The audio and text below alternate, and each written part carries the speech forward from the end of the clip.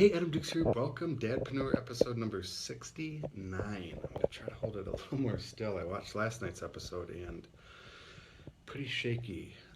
Got my selfie stick. I lost my tripod. Um, Looking for something to put under it. I'll try to hold it still with two hands. Um, a lady posted something in a Facebook group today, a screenshot. It's very popular in the internet marketing industry, kind of like to brag in that. And I've done them before, so I can't completely hate on them. However, there is a right way and a wrong way to post screenshots, and adding context to it and kind of a little background is very, very helpful. And a lot of people don't do that. They just show the screenshot and don't show any history, any context, any lessons learned, any don't do this, don't do that, or do this, do that. So this lady posted something in the ClickFunnels group, actually a huge group, like 40,000 marketers, and she had like it was very impressive numbers. It was like 75% conversion rate on her landing page, which is amazing. And she had like 500, 600 people, so it wasn't like 30. She had a decent amount of traffic, and she got hundreds of likes. I imagine that she had a ton of likes, a ton of comments, people saying, "Oh my God, you're so awesome! This is so awesome." That was it. That's really all she posted, and she kind of gave a shout out to like her coach mentor, and it really was like a sales pitch for the coach mentor. That's how I saw it, and that's what I commented. I was like, "Do you have any value to add?" That was the question I asked, and she was like, I'm sharing this for motivation, and it's not motivating. I questioned it. She said, I share it for motivation, and I responded to her and said, do you have any value to share? Same question I asked, and she didn't respond for a while, and um, sometimes I get in like these thread holes, and I get so caught up in it. I don't know why.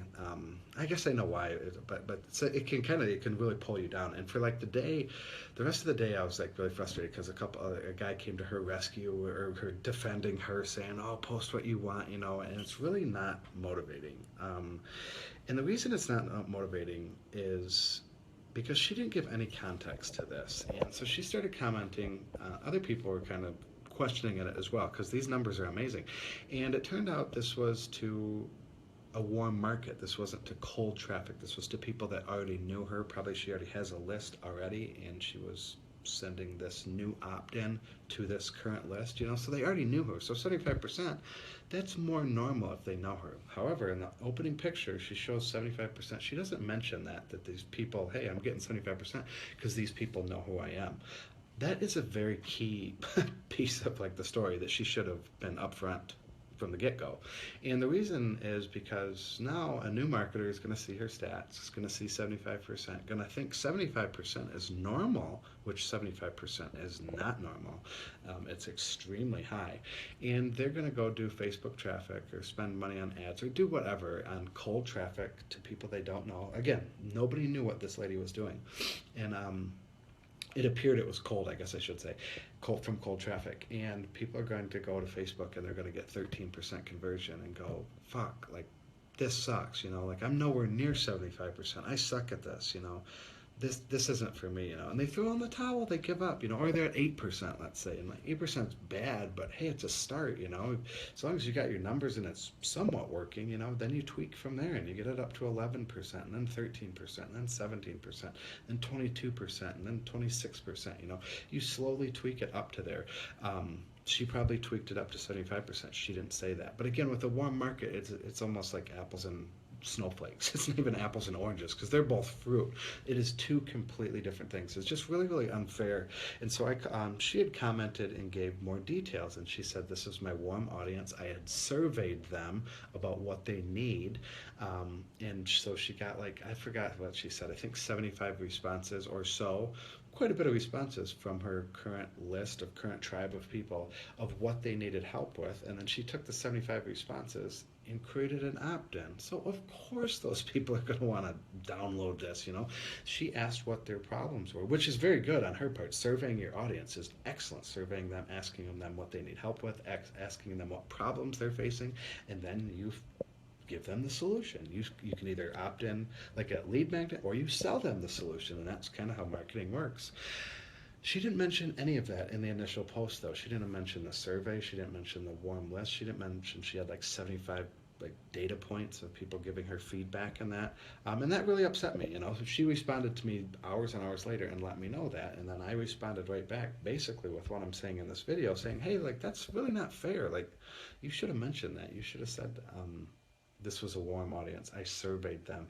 I got 75 people to respond to me, and then I gave them the lead magnet with the problems they're facing with what they gave me in the survey.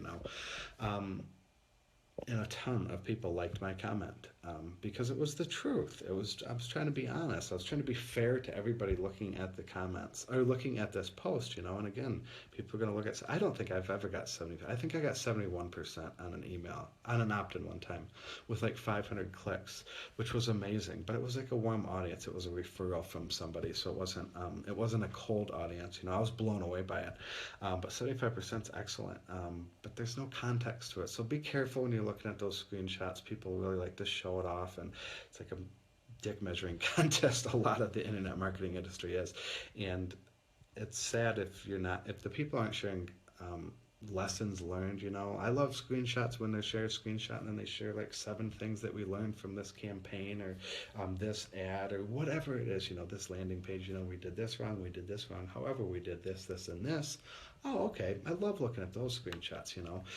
Or we did this. We had this headline. It bombed. Then we tweaked it, and we added this number in the headline, and it shot up conversions 23%.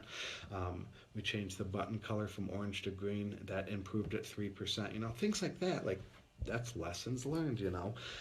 So the screenshots with just the big numbers to impress people, to maybe pitch them their services. I'm sure she got flooded with personal messages asking for coaching. Like I said, it's a group of 40,000 marketers. So the message here today is be careful what you see in the Facebook groups or any screenshots. Ask them for the context. Like I said, a lot of people don't tell that part. That's not the sexy part. She was like, I put in my work of surveying the people and getting back responses. She put in hours and hours of time. It took her a couple weeks to do all that. That's not the sexy part. The result of the 75% conversions is the sexy part. So be careful with it. I'm glad she finally came out and kind of told the truth, and then someone really liked my comment, and he took all of her comments and all the different responses, and he made a post at the very end kind of summarizing everything, and it was awesome. And he got a bunch of likes on it, because he took what she was kind of given a little bit to me, a little bit to this person, a little bit to that person, and he took it all and summarized it. It was a much more real post. It was basically she should take that, what he summarized, and put it in the initial post. So be careful with the screenshots. If they're not giving you the full story, ask for it. That's what I did with her. I wasn't being a dick about it. I wanted to know the full story, So be careful with the screenshots. Be careful what you believe. It can be motivating in a way, but I really think it's not. It can be motivating to some people, but to the newbies, I do not think it's motivating because, again, they're going to compare and they're going to think, oh, 17%, I suck. I'm not at Susie's level at 75%. So, which is unfortunate, because, again, you're comparing apples and snowflakes. It's nowhere near the same. If you put in the work like she did and you surveyed, you had a list, which a lot of newbies don't, and you surveyed them and you got 75 responses, then you can expect 75% conversion rate. If you get 13, something's wrong. Then you're comparing apples to apples. But in this case, she did a lot of work, which is good up front, but she should have shared that up front with the post, just to be honest with everyone. It benefits everyone. It really does. It's to show people that it does take work. It does take failing. It does take surveying. Surveying's not sexy. But it's pretty important. So that's it for now. Episode number 69 from the kitchen table. Once again, I think it's like 4 nights in a row now, 3 or 4. I'm going to bed. It's almost midnight. Thank you.